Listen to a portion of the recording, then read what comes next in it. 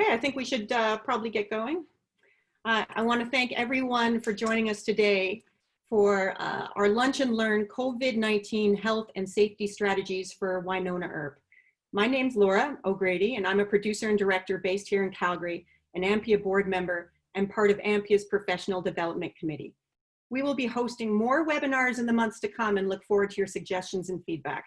I'd like to thank Telefilm, the Government of Alberta, and Edmonton Arts Council for supporting professional development in our industry.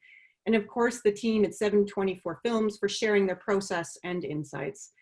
As we are meeting each other from across the province, I'd also like to take the opportunity to acknowledge that we are meeting on the lands of Treaty 6, 7, and 8. And we honor and acknowledge all First Nations, Métis, and Inuit people who have lived, traveled, and gathered on these lands for thousands of years. And without further ado, I would like to introduce my fellow AMPIA board member and Alberta producer, Matt Waterworth, who will be moderating this session. Matt? Thanks, Laura. And thank you everyone for joining us, and especially to our panelists who are mid-production right now, taking the time to share some of their insight on this particular subject. I want to dive right into it. I don't want to waste any time. I know there's a lot of valuable information to share here, but very quickly, would you each introduce yourselves, and we'll start with Tom.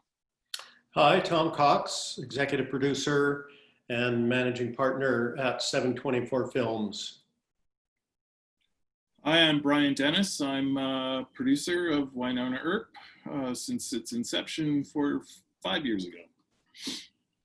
And I'm Leslie Cowan, the line producer and production manager on Wynnona Season 4. Thanks. Awesome, thank you all. Want to let the attendees know that we do have a question and answer section, and we'd love for you to dive into that and use that as the tool to help us keep track of your questions and help us figure out which ones we've answered and which ones we have yet to get to. And so feel free to start adding your questions there. But without further ado, I'll ask you all to just tell us about what the last few months have been like trying to make production work in a world that has this COVID-19. Well, I'll start, Matt, and thanks to AMPIA for doing this. I think it's really important to share this information. I think it's really important for us all to understand the importance of protocols and of making sure that we are doing everything we possibly can to re-enter the production stream with confidence and with great respect for our adversary, COVID-19. I can tell you that we were halfway through the season. We had completed filming 6 episodes. In mid-March, we were going to take a nice little hiatus of a week. And I think, Leslie, you were going to Mexico. Brian, I'm not sure if you were going to Caribbean. We were all sort of, yay, we get a week off and see you all next Monday. And then, of course, everything broke down. So we've been working, and I use the term we loosely, Brian and Leslie, feverishly every day since we shut down to ensure that we could start again. And not just start again, but start safely. And so the process has been, over the last 4 months, one of trial and error, one of much learning. But over the course of those 4 months, we have developed a very strong set of protocols that built on other sets of protocols that we were able to read from around the world that were, overseen by health professionals at many steps along the way, to the degree that we now feel that we have as safe a methodology as is possible for re-entering. And again, I just want to stress for everyone watching and listening the importance of doing this, no matter what size of production you're engaged in, no matter what genre, whether it's a big budget drama or a 5-crew documentary. It's really important to develop your own protocols. Don't just grab something off the shelf and say, there, we We've got our protocols. Build your own. Use every resource available to you, but build your own. Engage the crew that you're working with to help you build it. Engage health professionals. And I can say right now, I talked to Mark Ham this morning at Alberta Film, and he is more than happy to take calls from anyone who wishes to have their protocols not vetted and blessed, because government is not going to do that, but just to have eyes on them from a health professional. Mark is willing to take those calls and field those inquiries in order to ensure that everyone has access to someone, regardless of your budget, regardless of your own resources, to ensure that your protocols are as strong as possible. So with that, I think I'll turn it over to Brian and Leslie to start, I guess, with sort of day one, and sort of tell us the story of how we arrived at being able to film and what you've learned as a result of actually getting back into production. Leslie, if it's okay, I'll just jump in. Yeah, and go, but we're like wind back, as Tom said, to March 12th, Thursday afternoon, when we all wrapped, and more than half of our crew had trips planned and were ready to fly. And through that afternoon, the news was breaking hard and fast that this was getting very serious and travel bans were being enforced and put in place, and that the numbers were starting to go crazy all over the world. So a lot of trips canceled that day. But we left thinking we would be back at work in 10 days' time. The following Monday, everything changed. Everything changed here. And the state of emergency was put in place, and we were on indefinite shutdown until we could resolve that. So just to start our timeline, Leslie and I had to shut it down, something we hadn't anticipated with everyone else gone away. So that was the sort of easy part, as it turns out. The next 7 weeks, we really spent, as Tom said, scouring the globe to find out what other countries, what other associations, what other shows that were already shooting, what they were doing, how they were going to continue on. What we discovered from Norway, from Australia, from China, was that there was no one safe way forward, that every show was going to be different. And, you know, a lot of shows were putting everyone in a hotel and just locking everyone down and not letting anyone out and trying to contain it that way. that worked for a movie that was shooting in Australia, and they were fine and they got through it. There was another show in a feature that was shooting in Iceland, did the same thing, locked everybody down, color-coded everybody by zone. We did, you know, we kept reading anything we could get our minds on, or our hands on and minds around for this initial period, while the world was like turned on fire, because nobody really knew anything. They didn't know transmission rates and how it was how it was transferred, the disease. So we just kept learning and trying not to do too much in that time, which turned out to be smart, I think, because a lot of the things that people were initially going to turned out to be not necessary. I'll just say gloves, for instance. You know, everyone had to have a face mask and gloves. Gloves have now proved to be a false, give you a false sense of security. So glad we didn't spend too much money on gloves. Those were the kinds of things that we could have gone down some dark alleys in the initial time. So I'm glad we took the time to sort of learn and digest and talk to people. So then that's March till mid-June, or sorry, mid-May. We started, by mid-May, we had started contacting our heads of department, still with an unclear timeline of when we might possibly get back up and running, but to start the discussions with them and with our suppliers about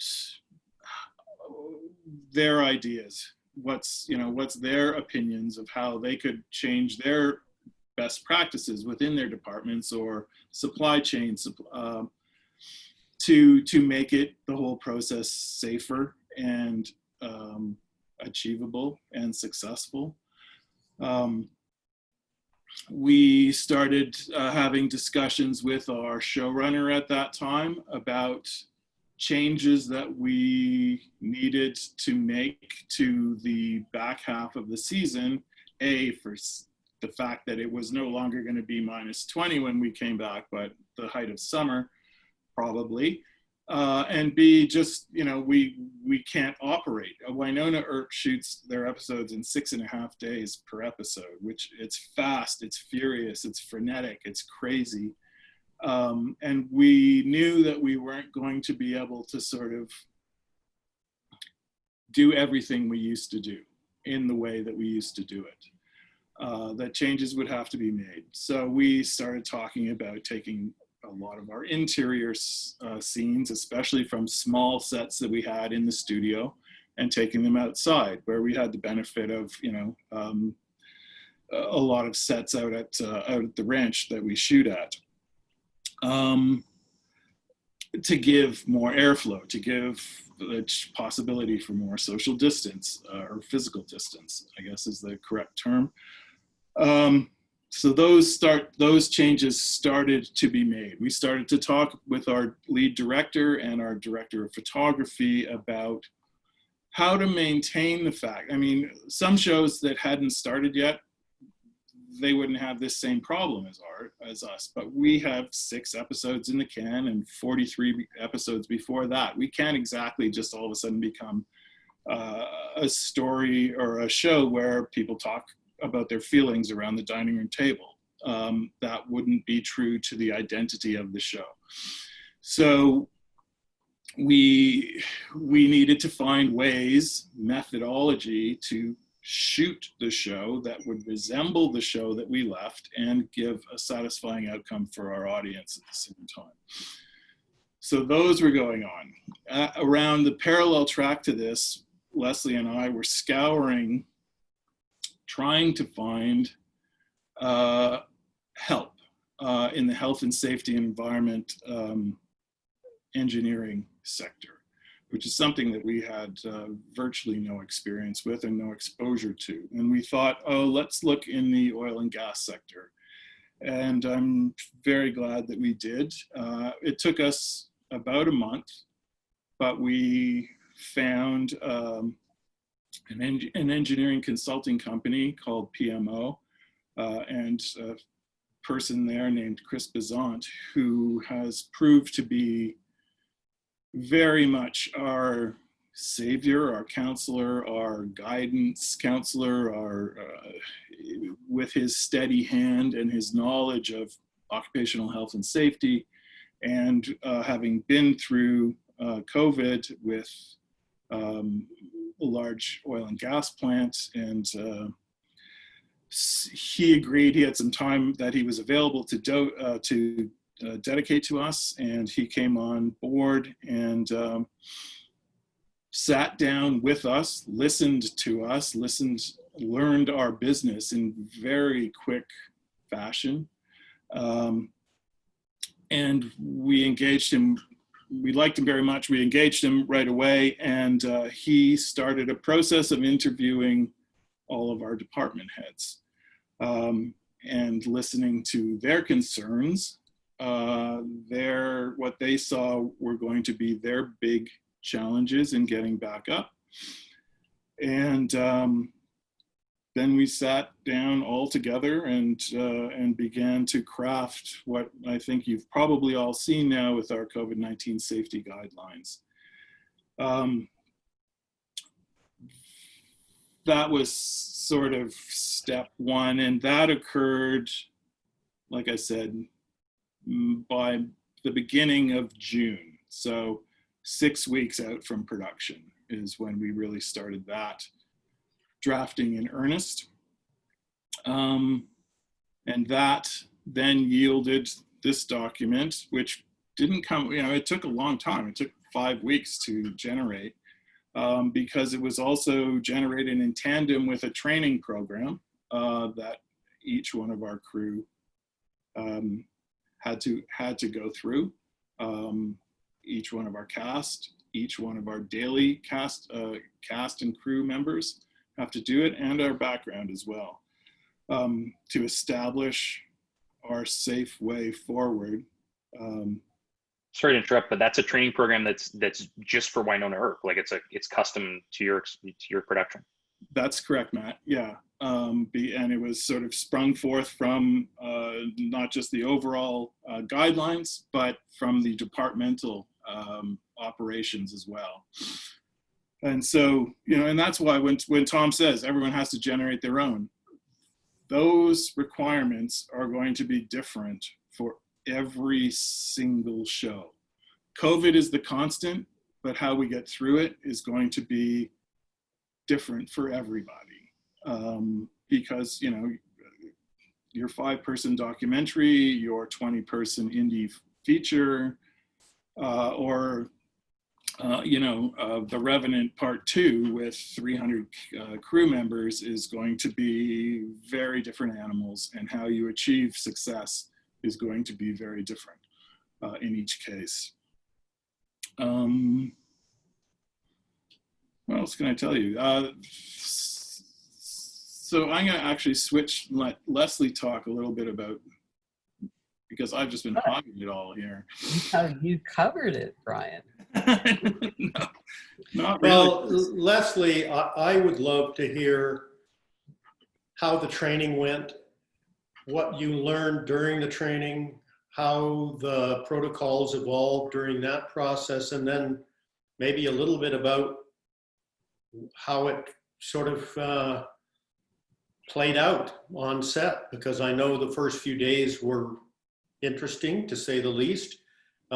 They also showed us where our great strengths are, which is in the character of our cast and crew, but it showed us some things we needed to adjust. So maybe if you wouldn't mind running us through those things, that'd be great. Yeah, definitely. Once we'd gotten to the point where we had developed our protocols and the guidelines, and had consulted with all the department heads and established a target of this is when we're going to be prepared to go back to set. So during that preparation, we had already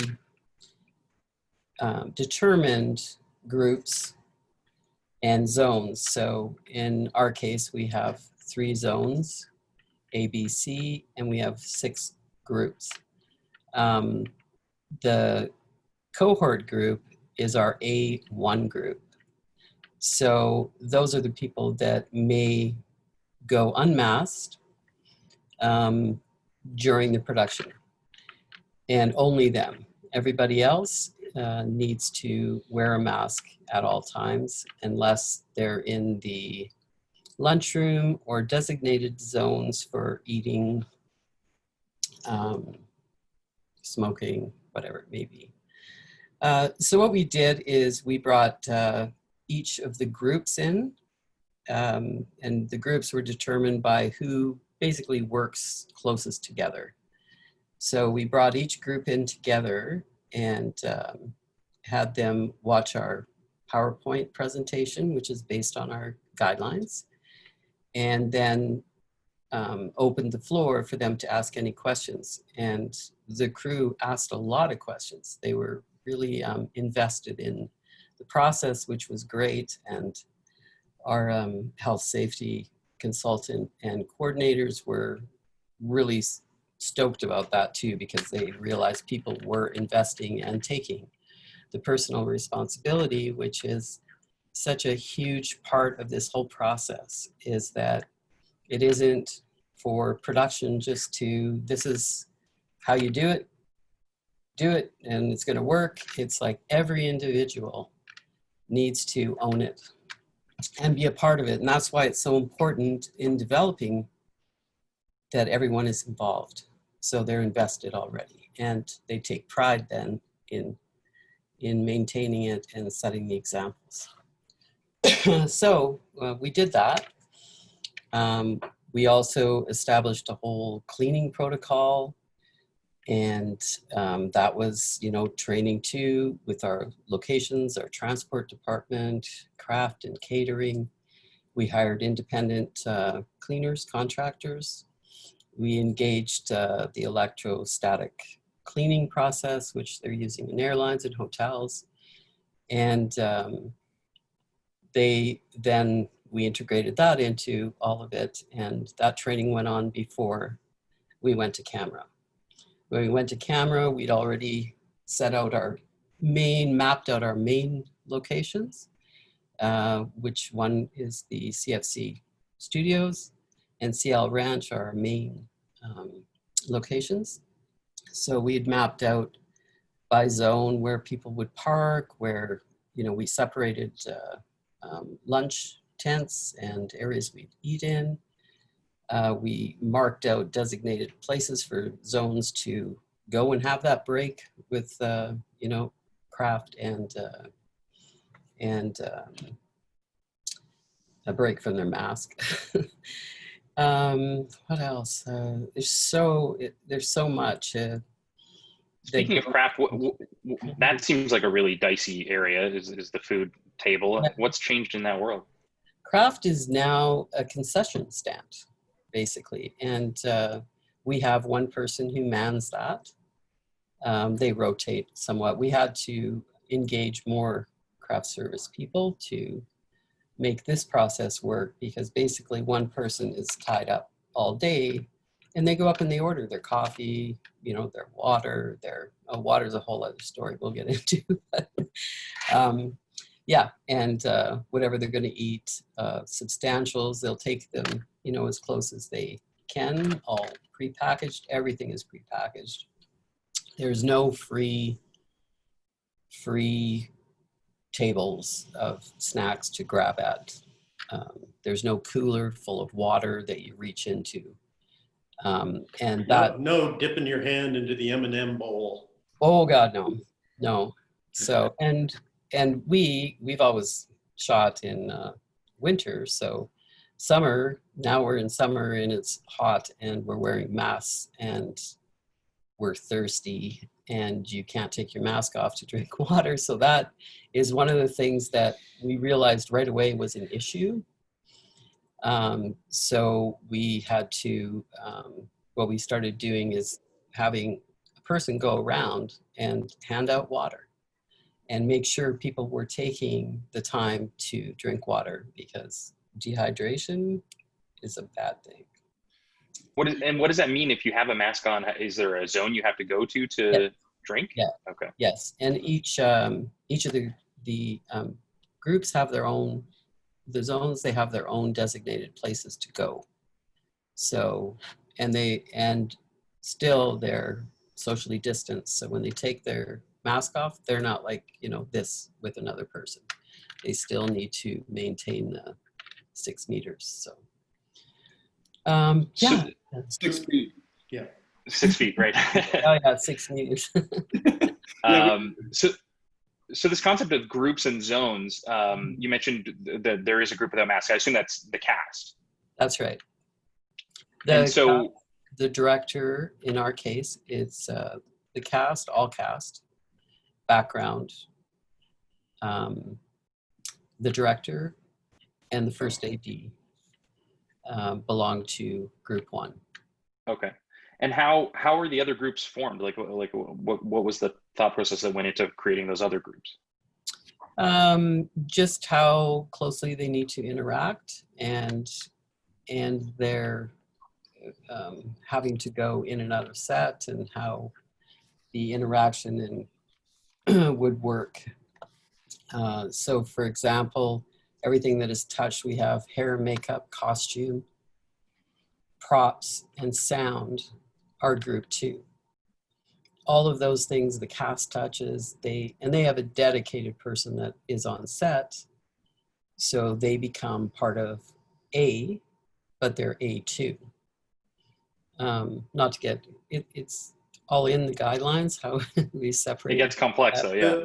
The basic philosophy, though, is to recognize the fact that the cast, and if you're doing a documentary, your subject is going to be the most vulnerable because they will not likely be able to be masked for shooting. So then that immediate circle around them, either that has to be within 6 feet of them, or that they have to touch, as Leslie said, their wardrobe, their hair, makeup, and all of that. How do we minimize the amount of contact? Final touches has gone out the window.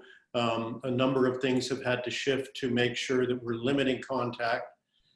And we're trying to make sure that the group that does have contact with the cast minimizes their contact with other groups and other zones, again, to create as much separation as we possibly can, and to create not a physical safety, but also a sense of safety. A lot of this, there's a psychological factor involved in this, and the cast have to feel safe if they're going to be able to perform naturally. So it is worth noting, though, that even though our 1A group, Zone 1A, is allowed to not have their masks on, pretty much everyone has their mask on all the time, except when we're rolling. That's right. And they have just adopted this, and this is the way our set is running. Everyone has a mask on all the time, inside, outside. It's just, and that way everyone feels safe. It's a physical representation. It does prevent transmission, and everyone is bought in and is fully committed to. And I'm amused now by people who are uncomfortable wearing a mask when they go into Safeway or the drugstore for 10 minutes. Our cast and crew especially, are wearing them for 10, 11 hours a day. In 29-degree heat, yeah. And that is not easy. That is not comfortable. And it requires real dedication and tenacity and a real sense of shared responsibility, which I'm delighted that our cast and crew all have. But it's something that, you have to sort of maintain a sense of vigilance and maintain a sense of what the stakes are in order for that to be bearable. Brian, you'd mentioned in your section there that a fellow named Chris, who has sort of become the go-to person for the production and helped create the protocols and whatnot. You mentioned that he had a learning process to go through as far as how our industry works. And what made you go to him, and you mentioned the oil and gas world for that information? Well, in our early discussions, Leslie and I, we sort of determined that we really needed to have a neutral party that we could go to, that could advise us and guide us and not be subject to influence by anyone. They just had to serve the COVID beast and serve everyone equally, whether they're an actor or a technician or a supplier. We needed independence. And so that's why we went there, for that and for the depth of experience and knowledge. But also then as it grew, we had thought, okay, we need one person. That one person quickly became more because we needed someone to be on set with us all the time, our COVID safety supervisor, which he was able to help us source. So that person, Jen, is with us all the time. She is an EMT So she has the health background as well, not just the health and safety organizational part.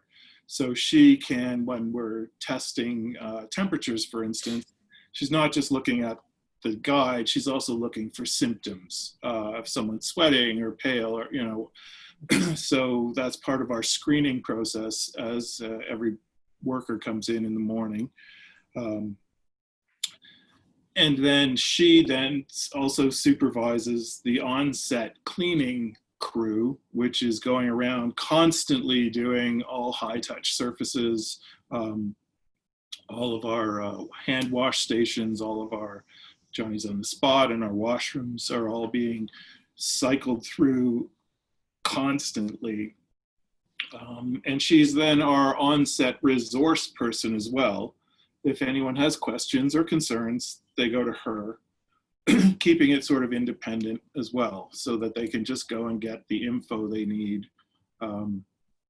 And it's, you know, she's been adopted by the crew. She's respected by the crew now, and they look to her every day. And then she consults with Chris for things that she needs extra information on or consultation. So it turned out finding Chris led us to a whole team of people that now supports the production on all levels.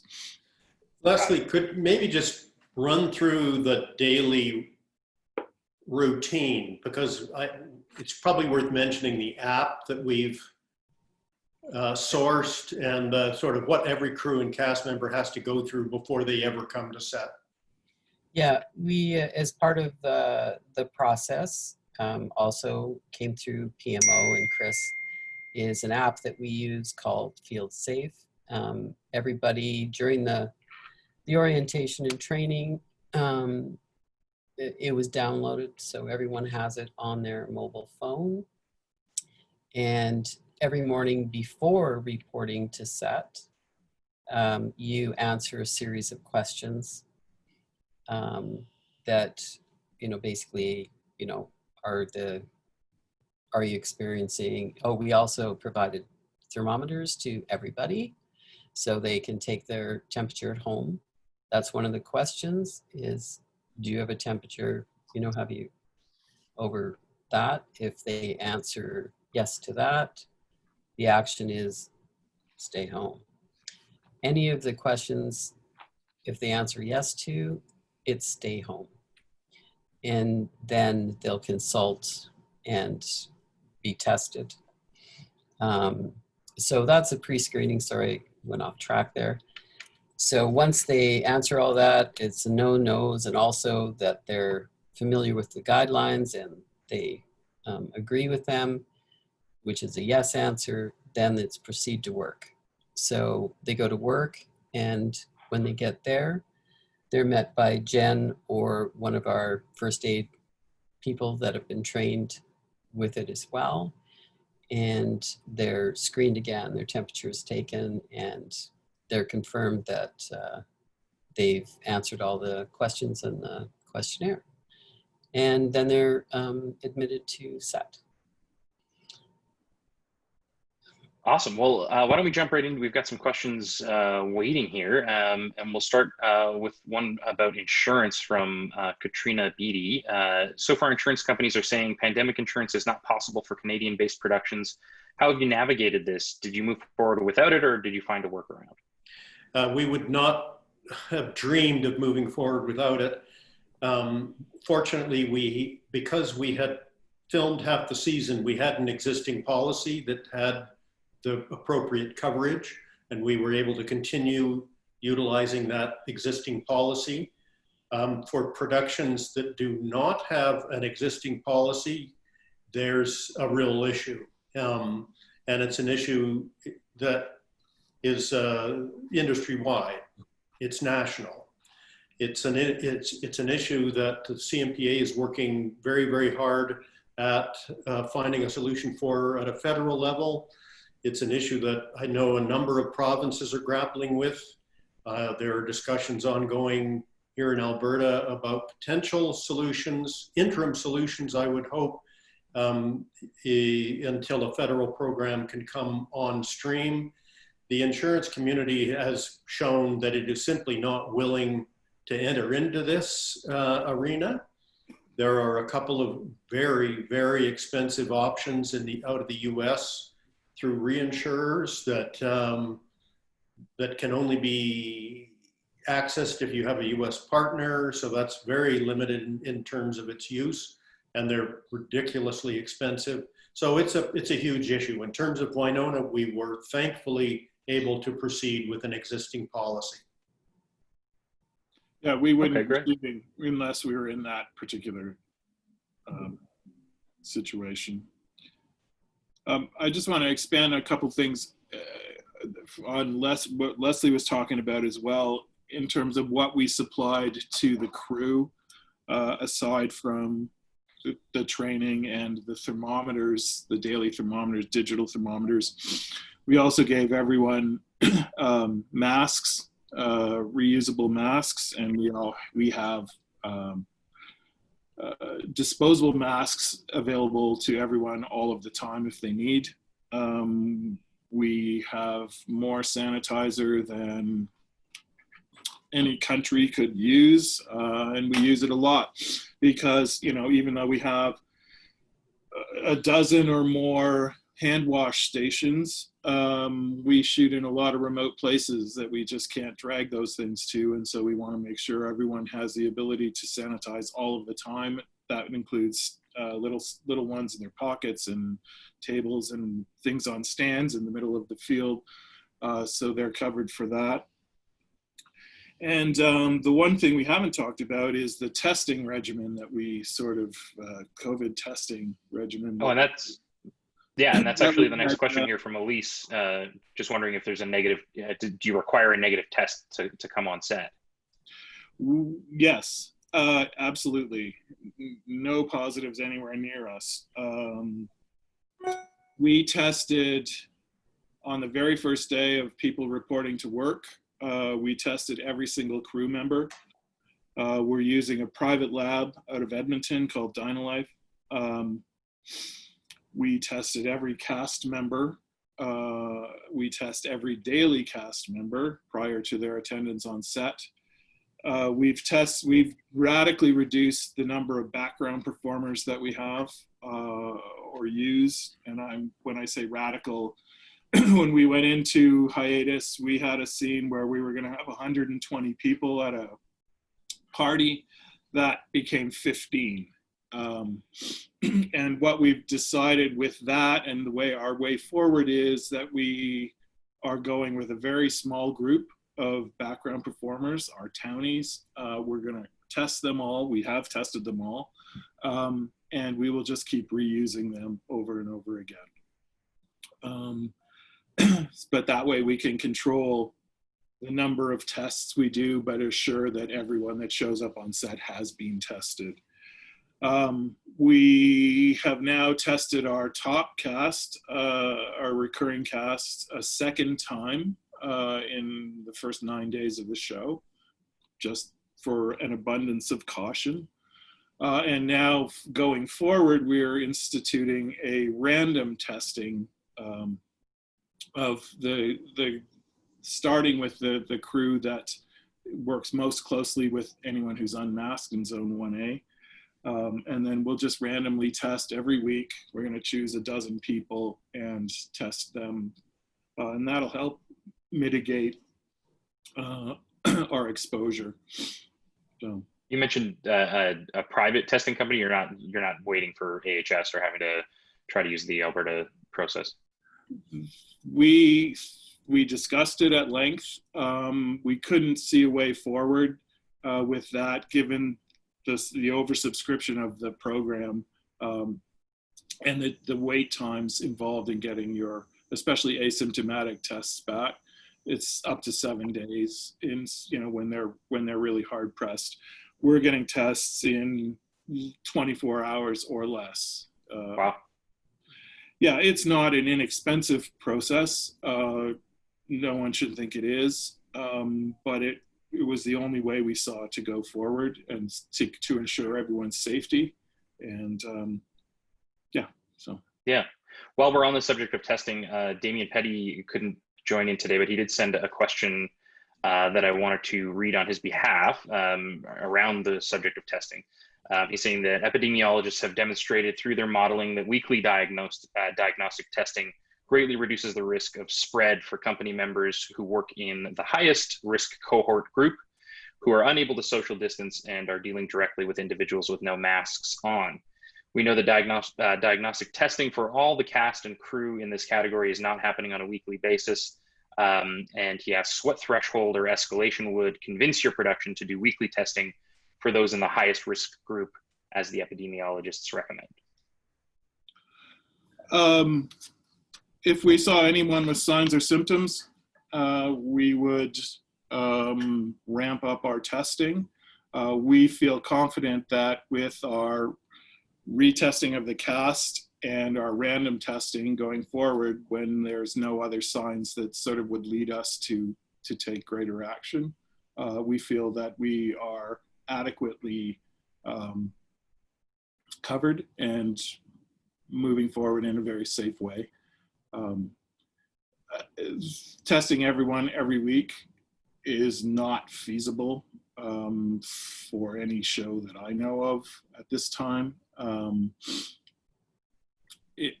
The expense would be crushing.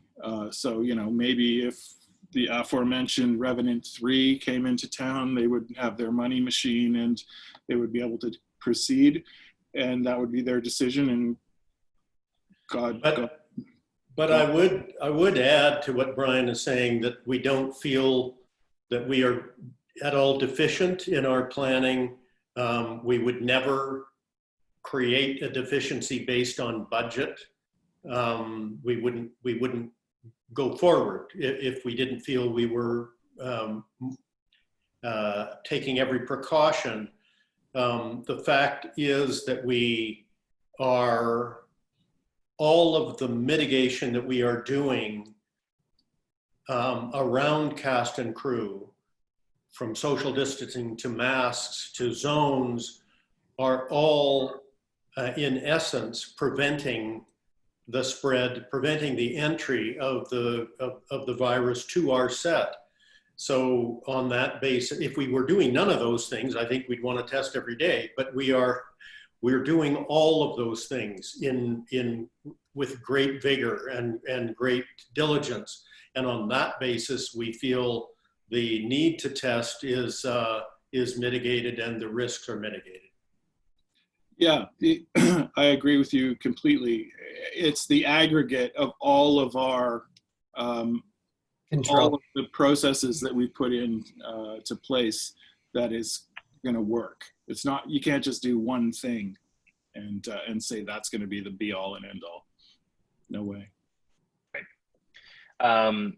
Many people asking about your specific protocols and if they might be available to, I guess, our community. Is that something that might be possible, or is it sort of private? Well, I believe they are on a couple of websites already.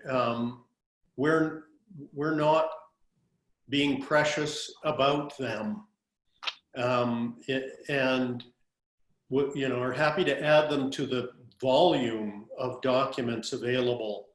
As Brian mentioned when he started, there are protocols from Norway, from New Zealand, from Iceland, from South Africa, from all over the world. And we are happy to have our protocols join that group of resource material, with this caveat. As I said when I started, don't just pick up a Bible and say, there, we're done. You have to develop your own. You can read all of the resources, ours included.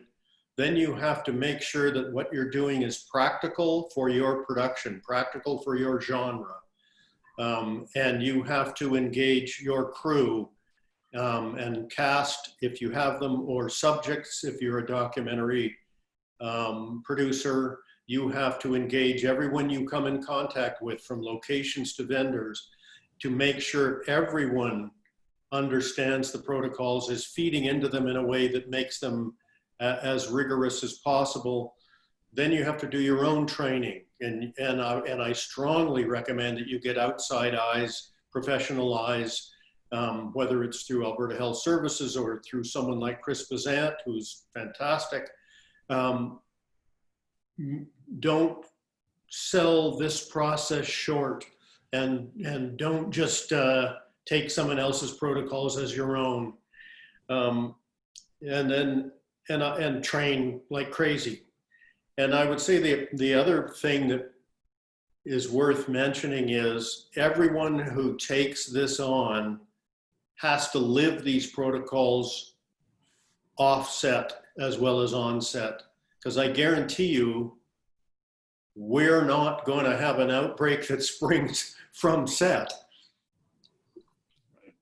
It's what people do in their off time, in their what's left of their social lives, that becomes crucial. And everyone who signs on to these protocols, or whatever protocols you develop, has to do so with, you know, great intention to live this offset as well. You can't wear a mask for 11 hours a day and scrub your hands 20 times and then go to a bar. It's just, that doesn't make sense. You've got to obey the law, and you've got to obey the social edicts that are coming from Alberta Health 24 hours a day, or this won't work. So that doesn't mean you're going to a hotel room though, and just alone. No, otherwise you can't. No. But in the same way that, you know, we've been for the last 4 months, hopefully all of us, social distancing, wearing masks, limiting exposure to, you know, going to restaurants or just be super careful.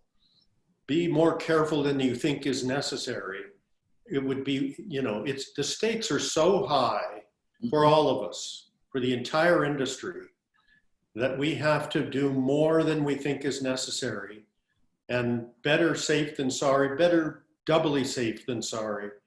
So yeah, it's crucial that people take this very, very seriously. And it is equally crucial that you take it seriously offset. Thank you, Tom. Tina is asking about water bottles. Does these protocols mean that we can't bring our own sort of bottles of water to set? And how do we solve that? Well, yeah, this is one of the tragedies of all of this. One of the many tragedies is all the good work we had done to minimize our carbon footprint is sort of instantly erased through COVID's arrival. We can't have water refill stations. They're too high touch. There's too many hands that touch to get the water to the middle of the field where we need. It's too risky. And so we have gone back to disposable plastic bottles. But there's no other way that we can see that to do it safely, to ensure everyone is safe but getting hydrated. So. And then again, I imagine, okay. With all of these things, from insurance to the protocols to, you know, being far less green than we would like to be, this is all temporary, and we have to keep that in mind. This is not the way we will do things forever, but it is the way we will have to do things this year, maybe next year, yeah. Until the world is made right again somehow. Yep. So does that mean it's sort of like a one-time use water bottle, and then it goes into recycling, presumably? So it's just kind of one time, one bottle, and then it's done. That's right. Okay. A question from Elizabeth here. How much have the new procedures slowed down production? Is it still, I guess, 6.5 days an episode? We are still shooting 6.5 day episodes. It does slow everything down. So we have tried to make our scripts simpler,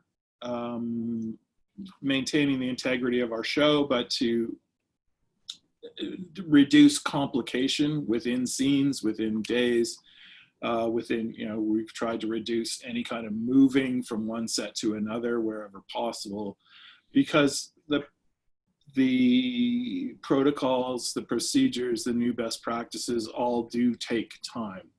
I'll give you one example. We had a scene last week where a demon knocks on a poor unsuspecting housewife's door, her front door. She answers, she meets an untimely end. There was mouth blood involved. She goes down to a mat.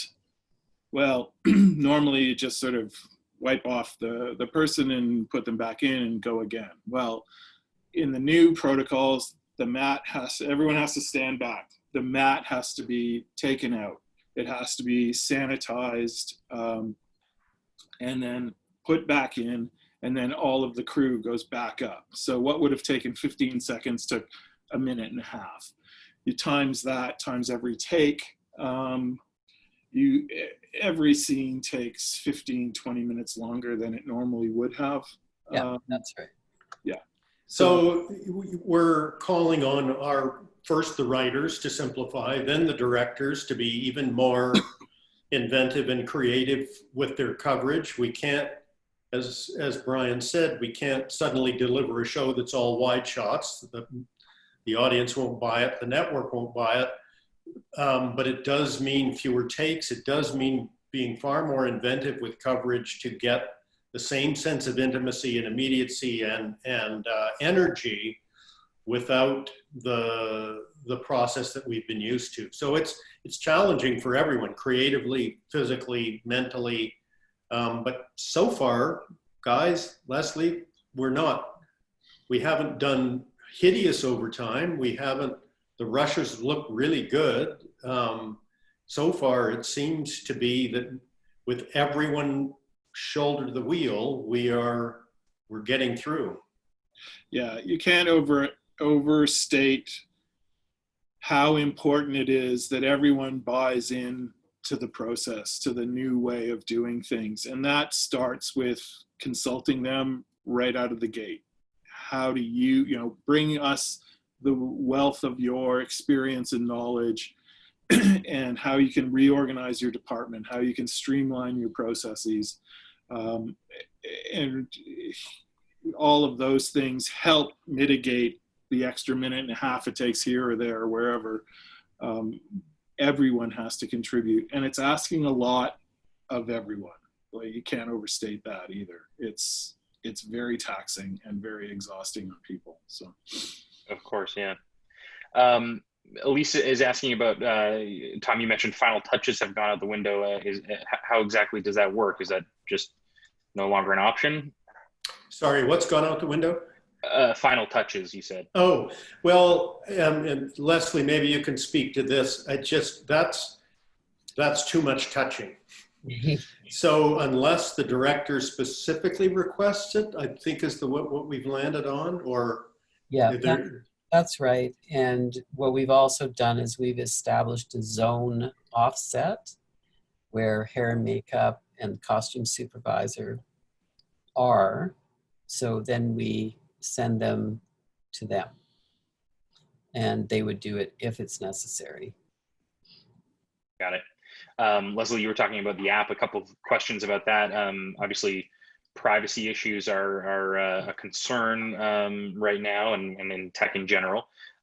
Is that an app that tracks your location? And also, what was it called? I missed it as well. This app is called FieldSafe, and all of the data that you enter actually goes to our senior health safety consultant, Chris. He is the only one that gets any of that information, he and our safety coordinator. And that's how we're only alerted if there is. If, God forbid, there is a positive result, he has a legal obligation to share that, I believe, with Alberta Health. Correct. But short of that, yeah, the information doesn't go any further, and it's not kept for an extended time period. FieldSafe is a fantastic Alberta-made app. There is also an app that has been developed in concert with the CMPA that has come on stream now. So there are a few options for these apps that are practical and again, you know, allow you to make sure that everyone is engaged before they get to set and has answered the questions appropriately before they arrive. The FieldSafe app was developed for use in the oil and gas industry to track people, lone workers working out at sour gas, you know, around. So it's a very solid platform, and we've just adapted it to our use. And it has the ability to close contract trace as well, should we ever be full, you know, a positive test. Right, and I'm sure you've run that scenario. I'm not quite sure where the question is, but someone was asking specifically about what happens if someone does have a positive test or just can't be on set anymore. How do we introduce a new person? I guess it's two questions in one. Maybe first we can talk about what is the scenario like if a positive test does come up? Well, knock on wood, we haven't had any of that. But if it were to happen, we would, well, if they had a positive test, they would have to sit it out for until their symptoms are gone. Yeah, we would isolate them and follow the Alberta Health Services protocols beyond that. We have the ability to, we have an ambulance on set essentially, which would become our isolation zone, and then we would get the person to be tested in Alberta Health Services. And in terms of the second question, we are testing every new daily that we bring on. We're trying to minimize the number of dailies, just less number of strangers in that we can. And we have sort of backup plans in place for the departments that are departments of one. So I think we feel pretty strongly that we're covered in that regard. Yeah, and to expand on that, most all the departments have identified dailies that they may need over the course of production. And as they do, we've brought them in and tested them. So they have a pool of people to draw on. Yeah. Okay, cool. We have a participant or an attendee here from Toronto, Peter, who says, thank you so much for doing this. Have you set up a protocol if someone is asked to stay home if they are not feeling well? How they get tested to see if they are positive or negative for COVID, if you have increased the number of sick days allowed? Don't need to answer that. What we've done is if they have symptoms, they stay home. If they've done it on their app, they stay home, they dial 811, Alberta Health Services, or our safety coordinator to arrange for testing right away. If they're symptomatic, they will get in or we will test them. They do not report to work. We pay up to 2 days while they await the results of their test. So they're covered. They don't have to come to work to get paid. No, there's the incentive is you stay home, you'll be paid. And you'll be paid until your test results come in, which is 2 days. That's great. Oh, and further to that, if they're a weekly employee, we also retain their position until they are better and can return to work. So we'll sorry?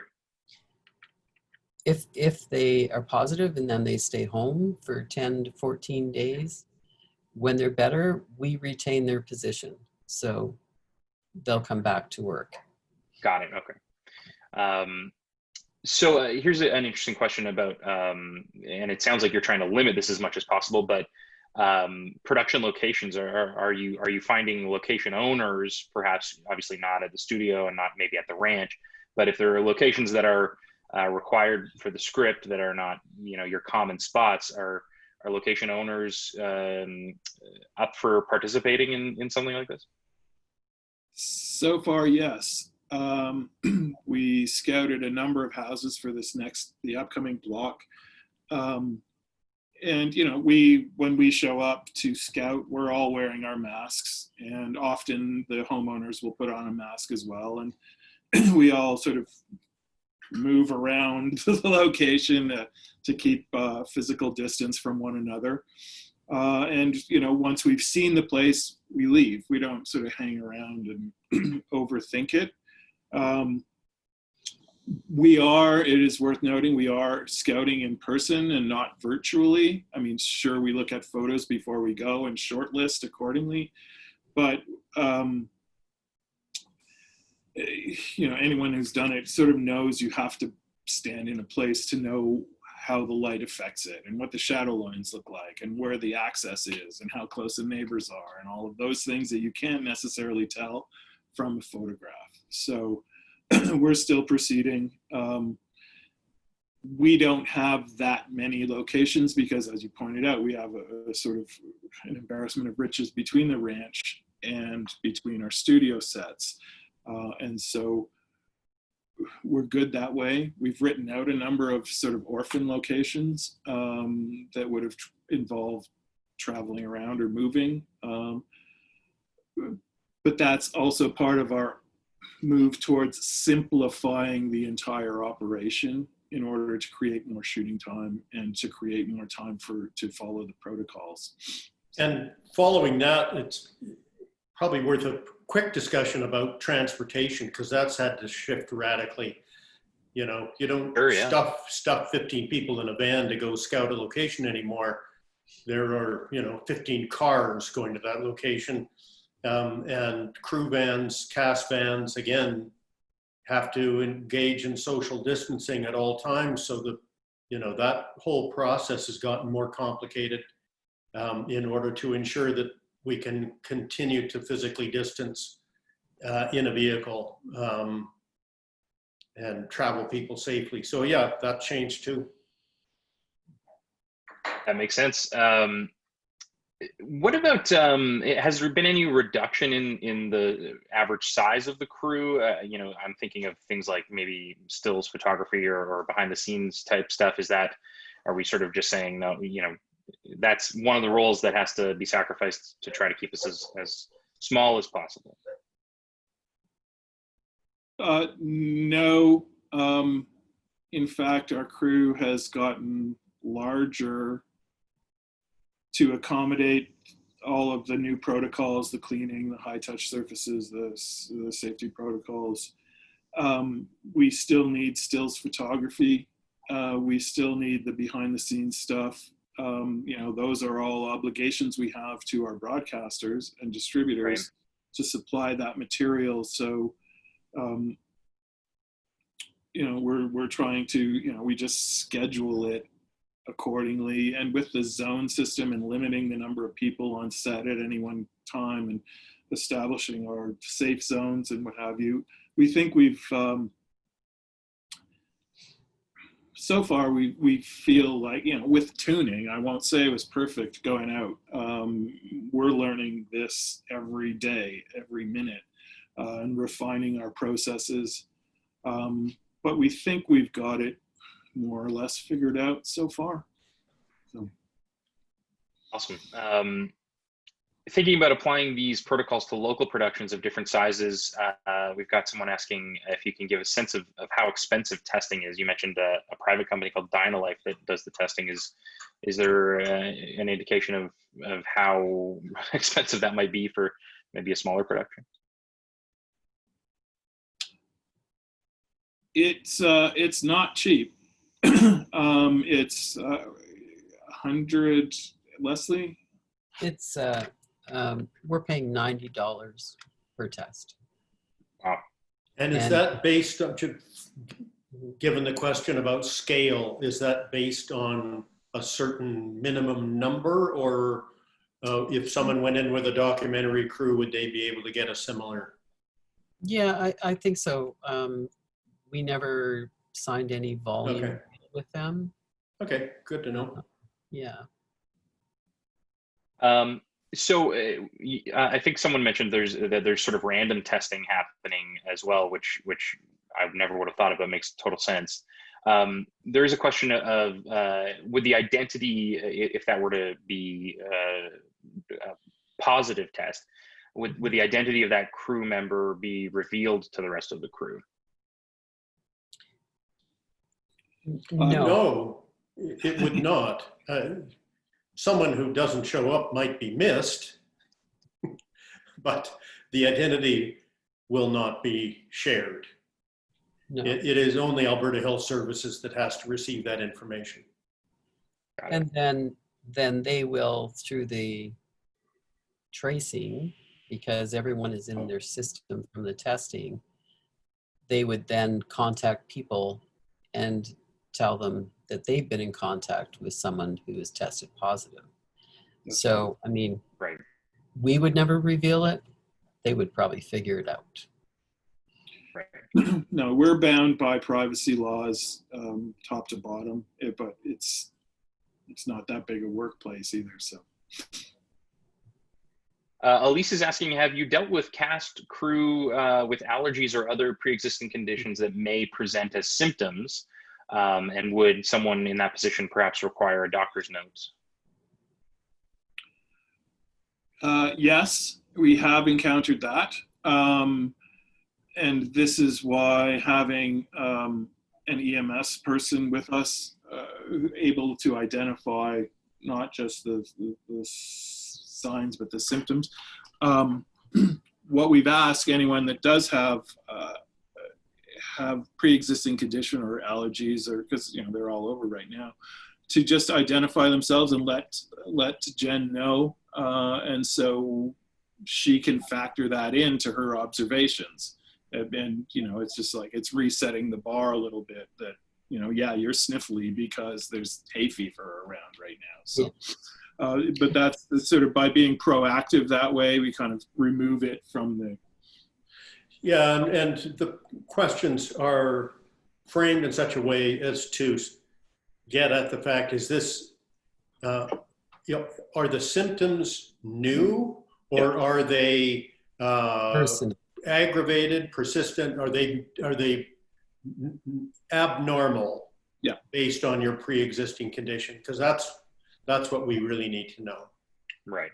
That makes sense. Mm-hmm. Pete, oh, sorry, go ahead if you've got more to add there, Leslie. No. Okay.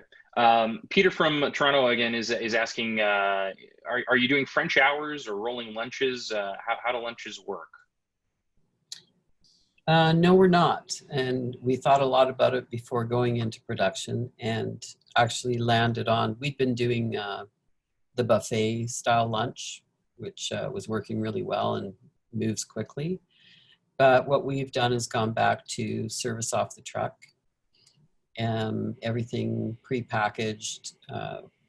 We have a menu, everyone knows in advance every day, that's on our app.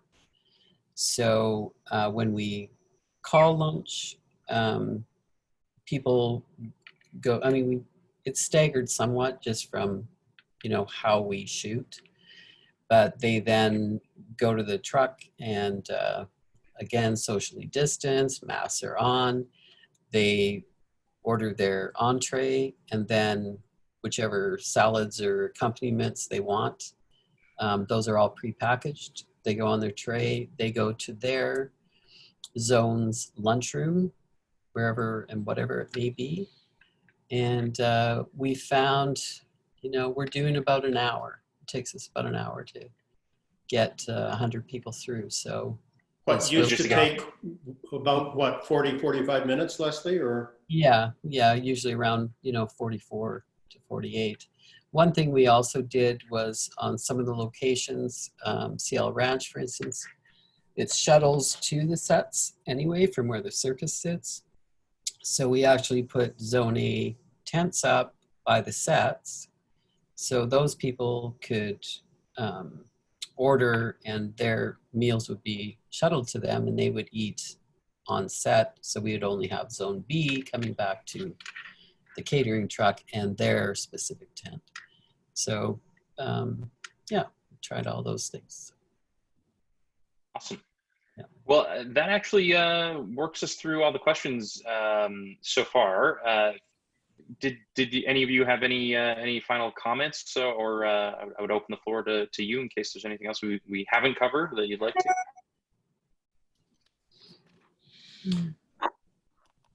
I think we've covered it. Again, yeah, I just reiterate that the stakes are high and we all have a responsibility to do this right.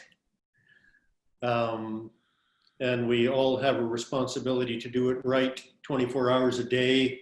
Obviously, we don't want to reach a point where there's a social edict that shuts this sector or, you know, any city down or any province down again. So we all have to be careful. We all have to be respectful of where we are and what we're doing in order to keep this going. I would just add to that do not rush into things. Do your homework. Get the best advice you can for the show that you've got. Because as Tom says, it's incumbent on all of us to succeed. We just need to succeed to prove that it can be done, to prove that we can find our way forward and make it work. And rushing in and, you know, just going off the cuff is not going to work. It's going to fail. So yeah, we don't want that for anybody. No cutting of corners. Right. Well, thank you all for joining us. As I said, right in the middle of production, I know that is a challenging time. So it means a lot that you would share all of this information with our province and our community. I know Laura at the top mentioned them, but I wanted to thank Telefilm, the Government of Alberta, and the Edmonton Arts Council again for helping to make this possible. And Laura, I think you've got a number of items to cover as well. Is that right? Yeah, I just wanted to mention that David Hardy had actually shared some information for disposable PPE. He mentioned TerraCycle is the only company in North America that have found to recycle PPE, if anyone's interested in that. And so I'd like to share that. Also, Doug Toner put something in our chat, and I think it really wraps up our afternoon very well here. And he wanted to say thank you for this meeting, Leslie, Brian, and Tom. All you were doing is setting an example for the others to follow. And the amount of work you put into your return is unimaginable, which I think is very clear from this meeting. All I can say is, wow, if I had a pot to bang, you'd hear it. So that's a great comment to end our session today. And I just wanted to, again, thank everyone on this call for their lunch hour. If I can ask feedback, if you have feedback and you've been attending this, if you want other webinars about COVID or otherwise, we do have projects in the works for webinars, but we want to pivot to your interests. So if you can please email feedback or questions to info@ampia.org, that would be greatly appreciated. Well, and I'd just like to thank you, Laura and Matt, and Bill and Michael at AMPIA for taking this leadership role and making this happen. It's a good thing. Oh, and one final thing, it's in the chat, but Lorna Thomas from Alberta Doc, there is a survey that Doc Canada has put out for documentary film producers so they can establish best practices within the documentary community.